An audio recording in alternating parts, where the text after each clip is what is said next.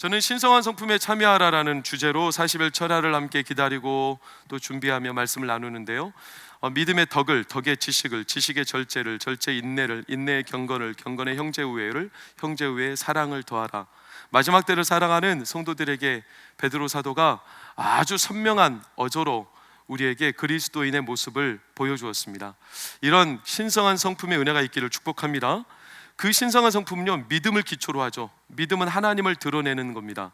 누구를 드러내느냐가 믿음의 관건이죠. 그리고 반드시 드러나게 되어 있죠. 어떻게 드러납니까? 그게 제가 지난주 나눴던 덕으로 드러납니다.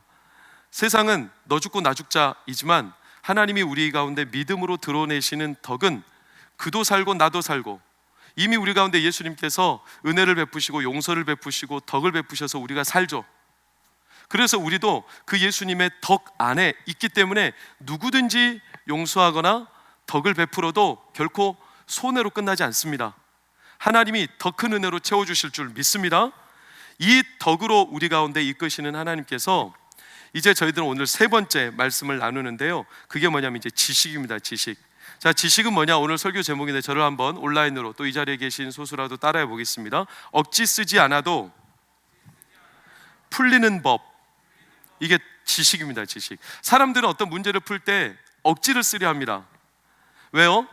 해결 본능이 있거든요. 빨리 해결하고 싶거든요. 그러니까 마구잡이로 자기 힘으로 억지로 뭔가 풀려고 하는데, 그렇게 하면 오히려 꼬입니다. 실타래를 풀어보셨죠? 실타래가 얽혀 있어요. 어떻게 풀어야 돼요? 네, 한 올 한 올 이걸 비껴가면서 빼면서 오른쪽으로 돌려가지고 다시 잡아당기면서 이렇게 빼야지, 실타래 짜증난다고요, 지 성질을 못 이겨가지고 막 잡아당기면요, 진짜 못 풀게 돼요. 한 가지, 그 실타래 가장 마지막 부분에만요 집중하고 그거를 풀어내면 되는 거예요. 그럼 풀리게 되어 있어요.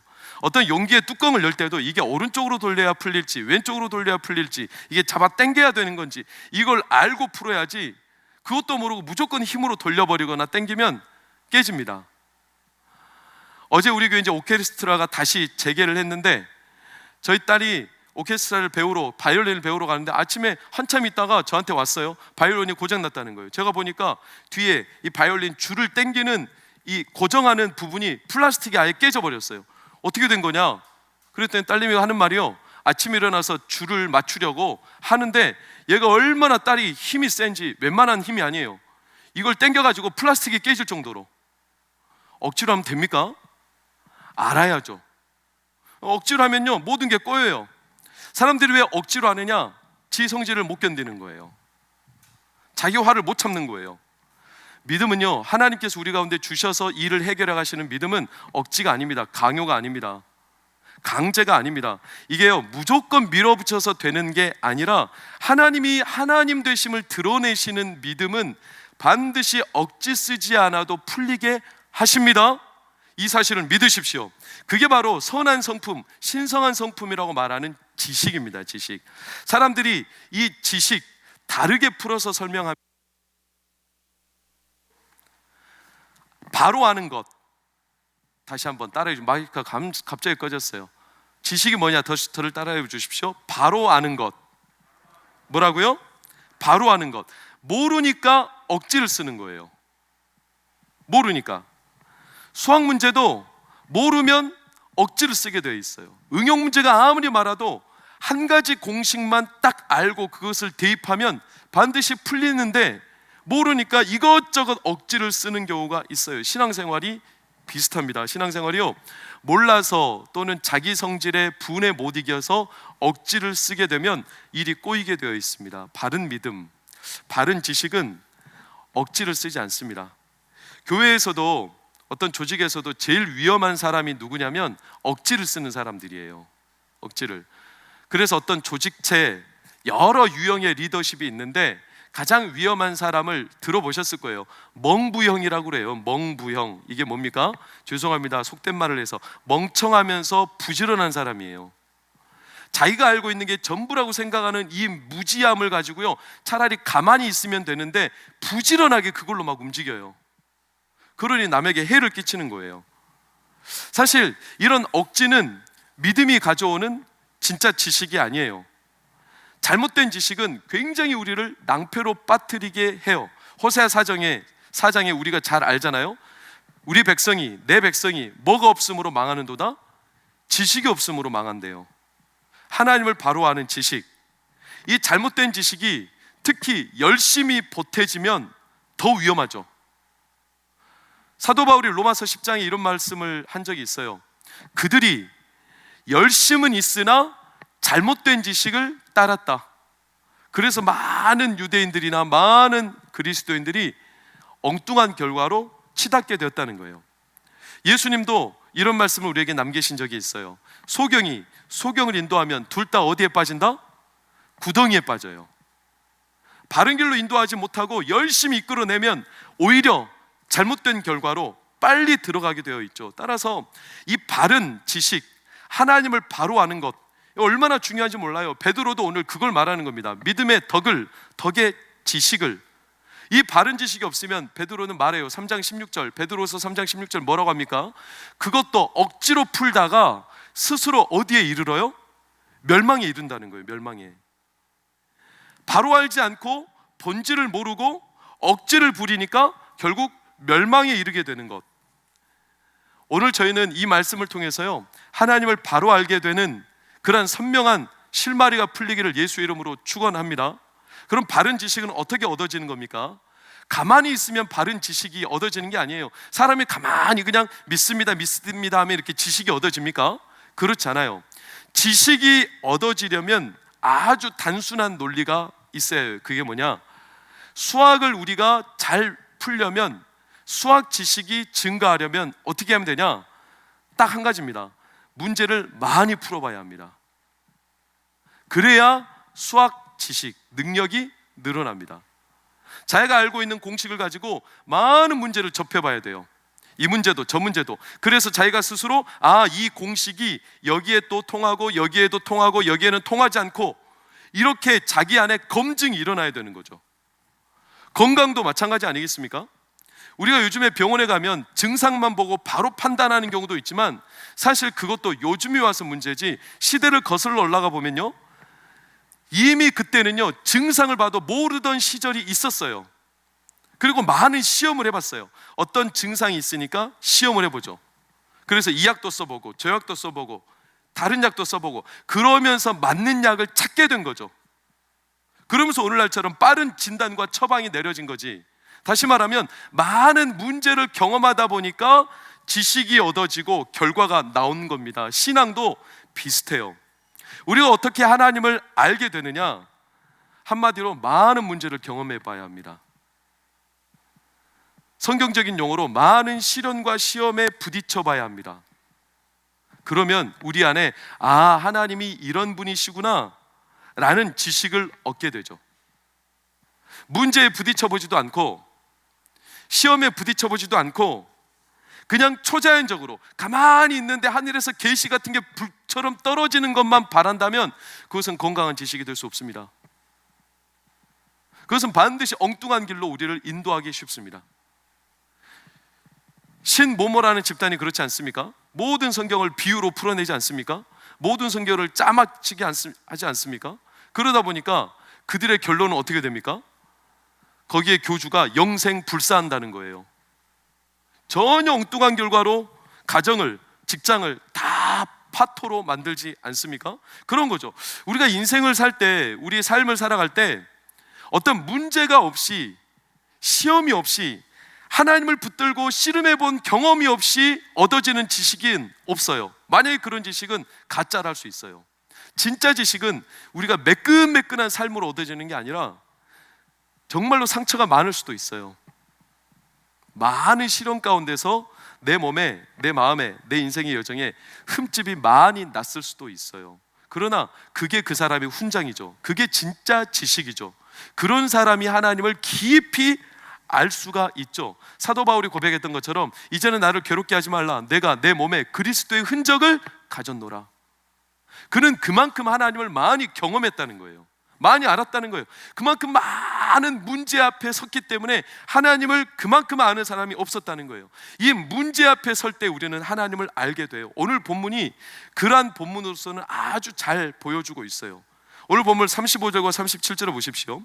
예수님이 제자들에게 건너편으로 배를 타고 건너가라 하시죠. 그때 37절을 보니까 뭐가 일어났습니까? 큰 광풍이 일어났습니다. 크다, 이게 메가스라는 단어를 쓰는데 보통의 영역을 넘어섰다라는 뜻이에요. 참고로 갈릴리 바다는 변덕이 죽을 듯 하거든요. 돌변하거든요. 하루아침에 광풍이 일어나거든요. 그러니까 제자들이 가는데 갑자기 큰 광풍이 일어났어요. 요 근래 우리나라 하이선 같은 태풍, 마이삭 같은 태풍 어땠습니까? 차를 뒤집어 놓지 않았어요. 차를, 사람이 그 앞에 서면 날아가 버리는 거예요. 어마어마하죠. 파도가 몇 미터로 치솟았냐면 10미터까지 올라갔다는 거예요. 사랑하는 성도님들, 파도가 10미터라는 것은 우리가 가늠 못하는 일. 파도가 10미터쯤 되죠. 웬만한 빌딩 한 4, 5층은요 그냥 휩쓸고 가버립니다.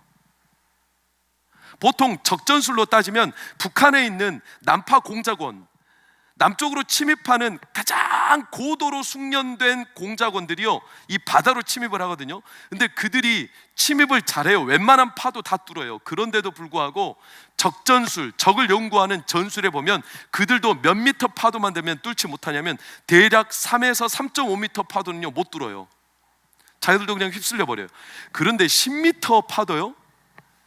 이건 감히 뚫을 수 있는 파도가 아닙니다. 어마어마한 문제라는 거예요. 큰 광풍이라는 것은 큰 문제를 말하죠.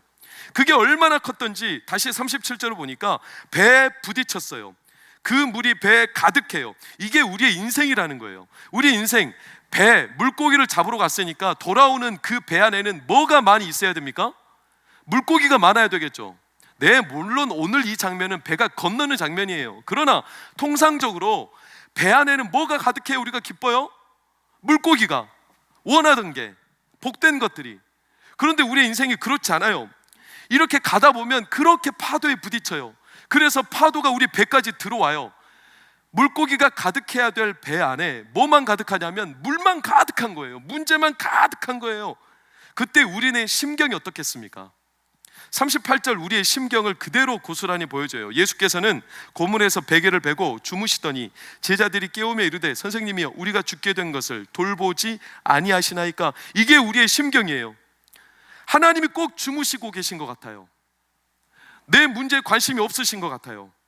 그냥 나는 나대로 내가 아무리 하나님을 불러도 팔짱 끼고 방관하고 그냥 방치하시기로 작정하신 것처럼 보일 때가 있어요. 이게 우리의 심경이죠.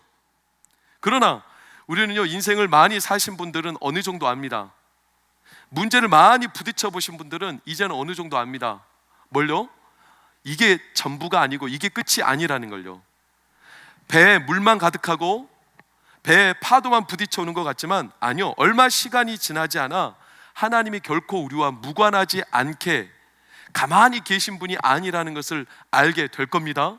그래서 오늘 말씀도 보세요. 39절 예수께서 깨어 바람을 꾸짖으시며, 우리 다 같이 한번 39절 읽겠습니다. 시작. 예수께서 깨어 바람을 꾸짖으시며 바다더러 이르시되 잠잠하라 고요하라 하시니 바람이 그치고 아주 잔잔하여지더라. 이게 참 흥미로운 장면인데 이 장면을 놓치지 마십시오. 자, 누구를 꾸짖어요? 누구를 꾸짖어요? 바람을 꾸짖어요. 자, 바람을 꾸짖어요. 바람이 사람입니까? 바람이 뭐 마귀입니까? 이걸 보통 우리를 힘들게 한다고 해가지고 바람은 마귀다 이렇게 해석하려는 사람이 혹 있다면 그것 또한 억지로 성경을 푸는 겁니다. 잘못된 겁니다. 바람은 그냥 바람이죠. 근데 예수님은 바람을 꾸짖고 계세요. 네, 창조주시기 때문에 누구라도 꾸짖으실 수 있습니다. 그러나 바람을 꾸짖으시는 이 장면을 볼 때 우리는 어떻게 받아들여야 됩니까? 참고로 이렇게 배를 타고 가다가 제자들이 풍랑 때문에 어려움을 당한 사건이 마가복음 4장만 아니라 이후에 마가복음 6장에도 또 등장해요. 마가복음 6장에도 풍랑 때문에 힘들어하는데 그때 예수님이 어떻게 하시냐? 6장 50절로 보면 이렇게 나와요. 그들에게 가까이 오시죠. 빨간색을 보시면 안심하라 내니 두려워 말라.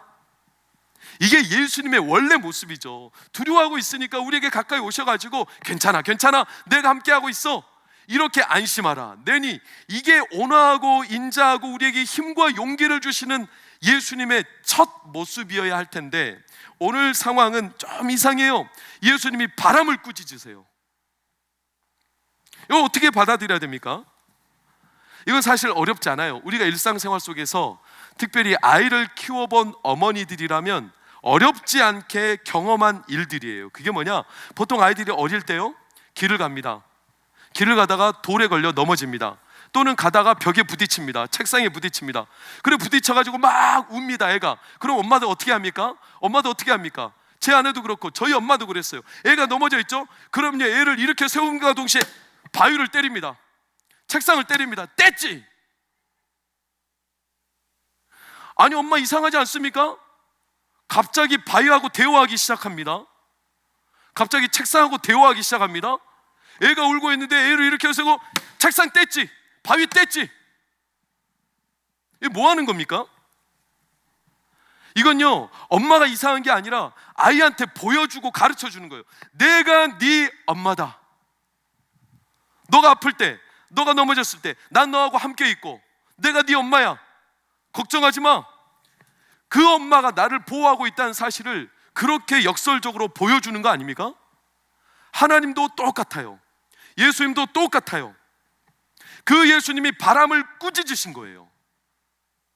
예수님, 단순히 그저 예수님이 아니라 우리와 함께 하시는 예수님, 내 배에, 내 삶에, 내 가정에 함께 하시는 예수님. 근데 그 사실을 모르는 제자들에게는 예수님이 전혀 생소하죠. 그럼 40절을 보세요. 제자들이 어떻습니까? 심히 두려워하죠. 무서워하며 너희가 어찌 믿음이 없느냐. 자, 두려움과 이 믿음은요, 늘 함께 가는데 그들의 믿음이 없다. 그러니까 무섭다. 좀 정확히 말하면 그들에게는 지식이 없어요. 아직 그분이 누군지를 모른다는 말이에요. 누군지 몰라요. 내 엄마인지 내 예수님인지 아직 몰라요. 그냥 나랑 가치는 있는데, 나랑 분명히 같은 배를 타고 있기는 한데 그분이 나랑 무슨 상관이 있는지는 아직 몰라요. 그 문제를 해결할 수 있는 분인지도 아직도 몰라요. 모르니까 그들은 예수님을 어떻게 합니까? 36절을 보세요. 빨간색만 시작. 모시고 가요. 모시고 갈 뿐이에요. 이게 우리의 신앙생활의 전부가 아니기를 바랍니다. 예수님을 그냥 모시고만 가요. 같이 있을 뿐, 그 이상 의미가 없어요.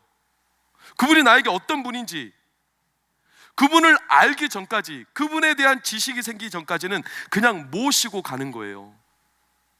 격화시켜서 말하면 이럴 수 있습니다. 용서하고 들으십시오. 격화시켜서 말하면 마치 집에다가 돌부처를 모시듯이, 그냥 용하다라고 말하니까 부적을 모시듯이, 도움이 될지도 모르니까 없는 것보다 낫다고 생각하고 모시듯이. 그러나 모시기는 하지만 절대적으로 믿고 의지하지 않습니다. 모시기는 하지만 구하거나 경험해 보려고 더 알고 싶어서 그분을 구하지 않습니다. 이런 이들을 누구라고 하느냐? 디모데후서 3장 5절에 보면 이렇게 나옵니다. 경건의 모양은 있으나 경건의 능력은 부인하는 자라고 합니다. 모시고는 살아요. 분명히 가치는 있어요. 내 집안에 종교, 기독교라는 종교를 갖고 있어요. 그러나 절대적으로 의지하진 않아요. 그냥 모실 뿐이에요. 모실 뿐이에요. 사랑하는 성도님들, 그리고 난 뒤에 이 제자들은 어떻게 합니까? 모시고 갑니다. 그리고 그 광풍이 일어나니까 자기 힘으로 이겨내야 되겠죠.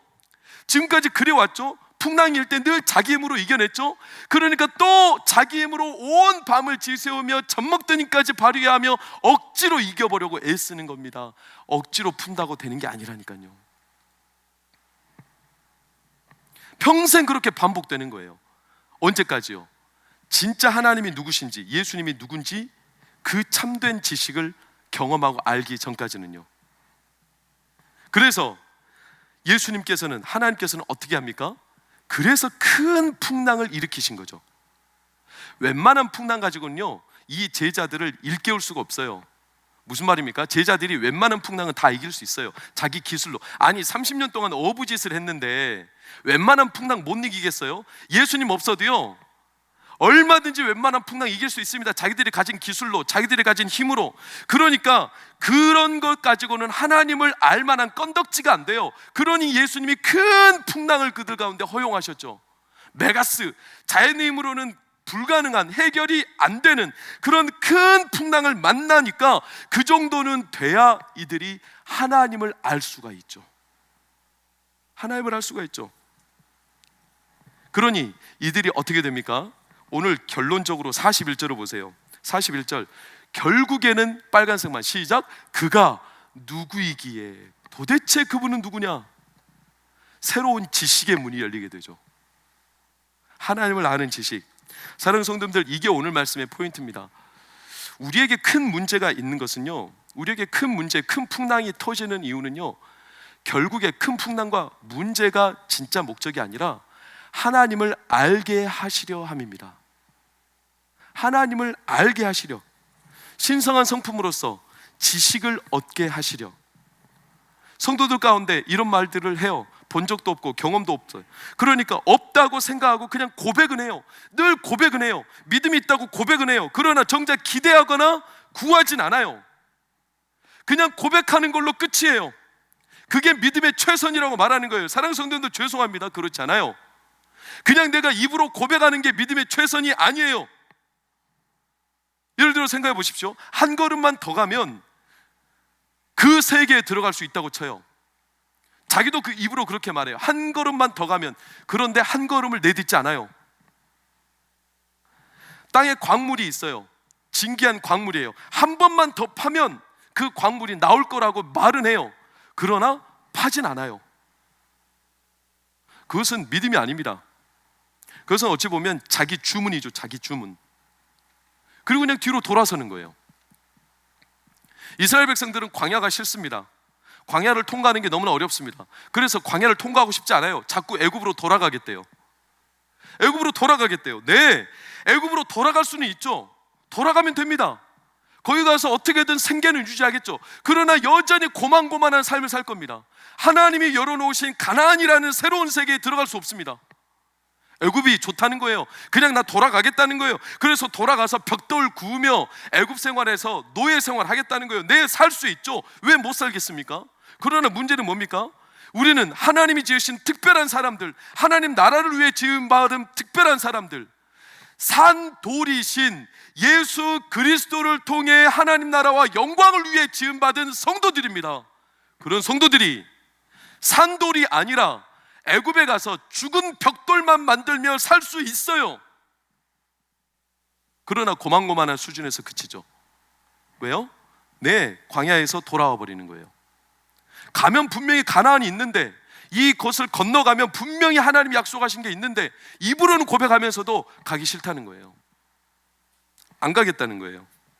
사랑하는 성도님들, 믿음은요 반드시 지식으로 연결되게 되어 있어요.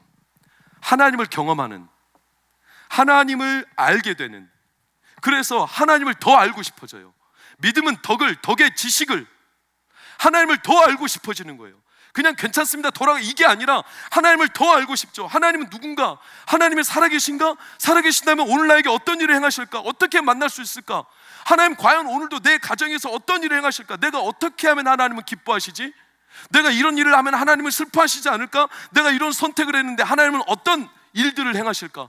도대체 하나님은 내 삶에서 어떻게 이 일을 이루어하실까? 이걸 너무나 알고 싶은 거예요. 알고 싶은 거예요. 그러니까 발을 또 딛고 또 한 번 땅을 파고 또 그렇게 걸어가는 거죠. 지난 주간에 저랑 제 아내가 조리원에 있을 때 만난 한 성도가 있어요. 물론 우리 교회 다니지 않았는데 조리원에서 전도를 해가지고 우리 교회 왔어요. 그러니까 저희 셋째 아이랑 생일이 거의 비슷한 아이죠. 그 성도가요, 너무나 고맙게도 우리 셋째 아들이 생일이라고 비슷한 시즌이니까 생일 케이크를 보내줬어요. 그래서 제 아내도 너무나 고마워서 그분 아이가 있는데 아들한테 선물을 생일이 되어서 보내줬죠.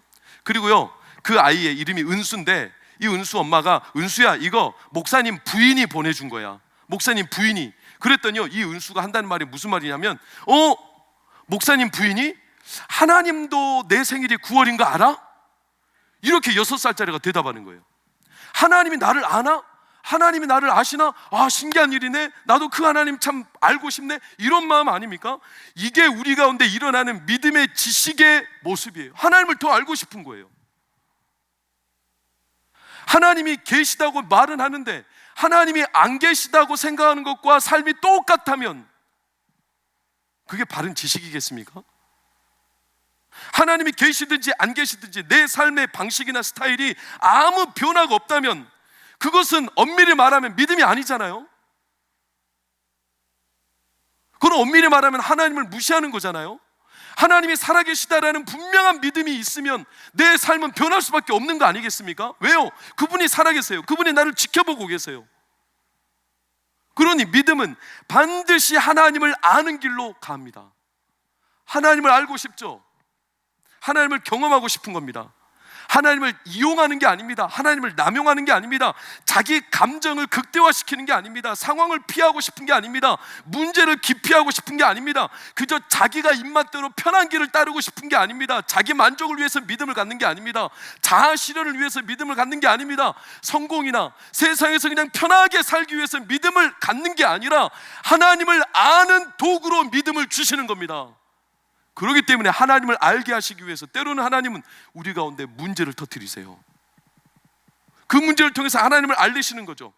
하나님을 안다는 건요, 엄밀히 말하면요, 우리가 이제는 위험한 상황에 들어갈 수도 있다는 신호이기도 해요. 왜요?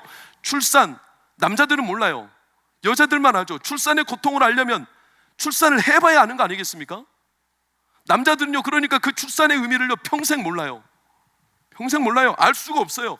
하나님을 안다는 건요, 마치 우리 어린이 동화가 이런 게 있어요. 꽃감 이야기 아시죠? 호랑이 꽃감 이야기.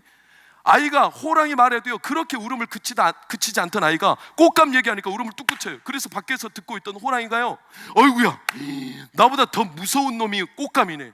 아이고, 꽃감 만나면 큰일 나겠다 하고 그래서 밖에서 벌벌 떨고 있는데요, 그날 밤에 도둑이 왔어요. 도둑이 외양간에서 소 한 마리 훔쳐가려고요. 그래가지고 외양간에 들어가 있는데 하필이면 거기 호랑이가 숨어 있었죠. 벌벌 떨며. 도둑이 웬 집채만한 소가 있길래 이놈의 멱살을 잡고 딱 올라탔어요. 그랬더니 호랑이가, 도둑이 알기로는 소죠, 소가 냅다 달리기 시작합니다. 도둑이 놀랍니다. 아니, 웬 놈의 소가 이렇게 호랑이만큼 빨리 달려? 기운이 펄펄 나네. 이러면서 막 달리는데요, 저기 동쪽에서 해가 동틉니다.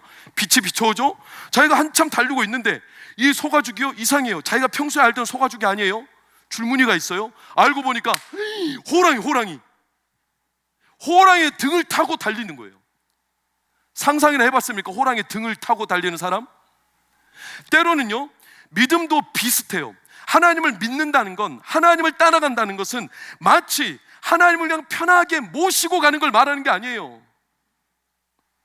내 입맛대로 하나님을 모시는 게 신앙생활이 아니라 호랑이 등에 탄 것처럼 큰 문제의 등에 타서, 큰 풍랑 위에 타서 달리는 걸 말하죠. 그러나 결국에 어떻게 되냐? 그 풍랑과 문제를 통해 하나님을 알게 하십니다. 하나님을 알게 하십니다. 종종 이런 분들이 있어요. 하나님을 알고 싶습니다. 그러나 하나님, 제가 하나님 잘 믿고 싶습니다. 그러나 부디 이 문제만은 피하게 해주세요. 부디 이것만은 없게 해주세요. 이렇게 말합니다. 이것만 피하게 해주시면 제가 하나님 잘 믿겠습니다. 아니요, 그게 아니라니까요. 그걸 넘어야 하나님을 알 수 있다니까요. 그걸 경험하고 그것을 직면해 하나님을 알 수 있다니까요. 그래서 때로 하나님은 요단강 앞에 우리를 세우세요. 그래서 때로는 풍랑 앞에 세우세요. 그래서 때로는 죽음 앞에 세우세요. 우리가 아는 지식은 너무나 단편적이라서 그래요. 단편. 하나님의 지식은 입체적이거든요. 입체와 단편에 무슨 의미가 있습니까? 보십시오. 성도님들 보시는 이 찻잔, 컵, 앞면만 보이시죠? 이 모양만 보이시죠? 그러나 저는요, 이 뒤에서도 보이고요, 위에서도 보이고요, 아래서도 다 보입니다. 이게 입체입니다. 앞만 보이시죠? 앞에서만 보면 이 단편적인 지식은 여기만 봤을 때는 죽음일 수도 있습니다. 여기만 봤을 때는 끝날 수도 있습니다. 여기만 봤을 때는 아무런 나에게 소망이 없을 수도 있습니다. 그러나 뒤를 보고 아래를 보고 위를 봤을 때는, 하나님의 눈으로 봤을 때는 그게 생명이고, 그게 살아나는 것이고, 그게 하나님께서 우리에게 주시는 축복입니다. 이게 입체적인 지식입니다. 우리의 생각과 달라요. 예레미야 29장 11절은 하나님 말씀하셨어요. 너희를 향한 나의 생각을 내가 아나니 평안이요 재앙이 아니니라. 너희에게 미래와 희망을 주는 것이니라. 따라서 사랑하는 성도님들, 오늘 저와 성도님들, 하나님을 바로 알고 경험하는 지식을 소유하시기를 예수 이름으로 축원합니다. 에베소서 3장 18절 19절을 보면 이렇게 나와요. 능히 모든 성도와 함께 지식에 넘치는 그리스도의 사랑을 알고 그 너비와 길이와 높이와 깊이, 너비와 길이와 높이와 깊이, 이 집체적인 하나님의 지식이 충만하기를 원하노라. 그 지식이 우리 가운데 터지면, 생기면 어떻게 됩니까? 3장 20절을 보십시오. 같이 우리 온라인을 통해서 보시는 분 읽겠습니다. 시작. 우리 가운데서 역사하시는 능력대로 우리가 구하거나 생각하는 모든 것에 더 넘치도록, 더에다가 밑줄을 꽉꽉, 구하거나 생각하는 것보다 더 넘치도록, 우리가 단편적으로 보는 그 지식보다 더 넘치도록 이루시는 하나님, 이 하나님을 알고 경험하게 하실 줄 확신합니다. 그러니 큰 문제 앞에 서 있습니까? 큰 풍랑이 다가옵니까? 너무 염려하지 마십시오. 하나님이 하나님을 알리십니다. 문제의 사이즈가 크면 클수록 더할 겁니다. 나사로의 가정에 죽음이 임박했습니다. 그러나 그 죽음 앞에 누구도 살리라 생각 안 했지만 하나님은요, 나사로의 죽음과 사람들의 무지를 비탄해하시며 오히려 하나님의 영광을 더욱 선명히 드러내셨습니다. 십자가 자체는 죽음입니다. 예수님의 십자가는 죽음입니다. 그러나 예수님은 그 죽음을 넘었기 때문에, 죽음과 직면했기 때문에 우리 가운데 부활과 생명을 주신 겁니다. 홍해 앞에 설 때 그 살아계신 하나님이 바다를 갈리시는 것을 보게 됩니다. 여리고 앞에 설 때 사람의 생각으로는 감히 무너질 수 없는 그 여리고가 무너지는 하나님의 역사를 경험하게 됩니다. 그러니 우리 현재 주어진 상황을 회피하려 그저 내 마음을 내 기분 탓하며 날 편들어주는 곳으로 그냥 피하며 자신의 본성에 맡기는 것이 아니라 하나님 앞에 이 과정을 통해 하나님을 더욱 뚜렷하게 알게 되기를 예수 이름으로 축원합니다. 오직 하나님만 우리의 문제를 아시고 그 문제를 통해 우리를 위로하시며 우리를 새롭게 하시며 우리 가운데 하나님의 권능을 드러내실 줄 확신합니다. 하나님을 믿고 따라오라는 거예요. 하나님을 믿고 따라오라는 거예요. 지식이 없어 못 따라가기 때문에 큰 문제를 때로는 허용하셔서 하나님을 알리시지만 그 문제는 하나님을 알게 하시는 하나님의 첨예한 작전이에요. 작전. 이 작전이 끝나면 하나님은 우리 가운데 살아계심을 드러내실 겁니다. 우리는 풍랑 앞에, 요단강 앞에, 홍해 앞에 두렵습니다. 우리의 마음속에서는 계속 두려운 마음이 일어납니다. 하루에도 수십 번씩 일어납니다. 두렵냐? 돌아가고 싶냐? 그만두고 싶냐? 이제 아닌 것 같이, 끝인 것 같이, 이제 포기하고 싶지, 이런 마음들이 우리 가운데 숱하게 드러나겠죠. 그런 하나님 말씀하세요. 아니다, 돌아가지 말아라. 나랑 같이 가자. 그 풍랑이 있기 때문에 내가 너와 함께함을 보여주리라. 죽음의 요단강 앞에 발을 먼저 잠겨야, 발길이 잠겨야 제사장들의 발이 요단강에 잠겼을 때 물이 갈라졌던 것처럼 우리가 세례를 받을 때 온 몸이 물에 잠기는 모습을 보면 우리가 죽는 거나 똑같죠. 그러나 그렇게 잠겨야 하나님의 역사가 시작됨을 성경은 반증하며 우리에게 드러내고 있습니다. 그래서 사도 바울은 우리에게 누누이 말했죠. 내가 그리스도와 함께 십자가에 못 박혔나니, 내가 이제 못 박혀 죽었나니 그런즉 이제는 내가 사는 것이 아니요 내 안에 그리스도께서 사시는 것이라. 그러나 반전이 있어요. 이제 내가 사는 것은, 내가 죽었다니까요. 십자가에서 죽었다니까요. 그런데도 불구하고 뭐라고 말합니까? 이제 내가 살아있는 것은 나를 사랑하사 나를 위하여 자기 자신을 버리신 하나님의 아들 예수 그리스도를 믿는 믿음 안에서 살아가는 것이라. 사랑하는 성도님들, 우리 이 위기와 어려움 가운데서 우리가 하나님 앞에 우리 풍랑을 만나서 잠겨버릴 수밖에 없는 상황일 때 하나님은 하나님의 하나님 되심을 드러낼 줄 확신합니다. 우리의 발이 잠길 때 물을 갈라내십니다. 이 사실을요, 베드로는 우리에게 전하는 겁니다. 믿음은 덕은 지식을, 내 지식이요, 하나님을 바로 아는 지식이요. 어쩌면 오늘 이 마가복음 4장 큰 풍랑을 만난 베드로, 이걸 통해서 베드로는 하나님을 알게 됐죠. 예수님을 알게 된 거예요. 그게 계기가 된 거예요. 풍랑 앞에서 온데간데 없이 혼비백산하던 그 베드로도요, 드디어 예수님이 누구신가, 그가 누구이기에, 그리고 제가 말씀드렸듯이 이와 흡사한 사건이 마가복음 6장에 또 등장한다고 했죠. 마가복음 6장이요, 또 풍랑 때문에 제자들이 혼비백산하고 있어요. 근데 이때는 달라요. 이미 예수님이 누구신지 알았거든요. 베드로가 그걸 알았거든요. 그래서 어떻게 합니까? 풍랑 가운데, 이제 그때는요, 배 안에 예수님도 안 계셔요. 예수님은 저 무태에 계시다가 풍랑이 한참일 때 물 위로 걸어오시죠. 처음에 제자들이 깜짝 놀라죠. 그런데도 베드로는 알아요. 그분이 누구신지 아는 지식이기 때문에 그는 전혀 다르게 반응하죠. 그래서 유명한 베드로가 물 위로 걷기를 청하지 않습니까? 마태복음 14장 27절에서 33절을 보면 그 내용이 정확하게 나와 있어요. 예수께서 즉시 이르시되 안심하라 나니 두려워하지 말라. 베드로가 대답하여 이르되 주여 만일 주님이시거든 나를 명하사 물 위로 오라 하소서하니 오라 하시니 베드로가 배에서 내려 물 위로 걸어서 예수께로 가되 바람을 보고 무서워 빠져가는지라 소리질러 이르되 주여 나를 구원하소서 하니 예수께서 즉시 손을 내밀어 그를 붙잡으시며 이르시되 믿음이 작은 자여 왜 의심하였느냐 하시고 배에 함께 오름에 바람이 그치는지라. 33절 시작. 배에 있는 사람들이 예수께 절하며 이르되 진실로 하나님의 아들이로소이다 하더라. 아멘.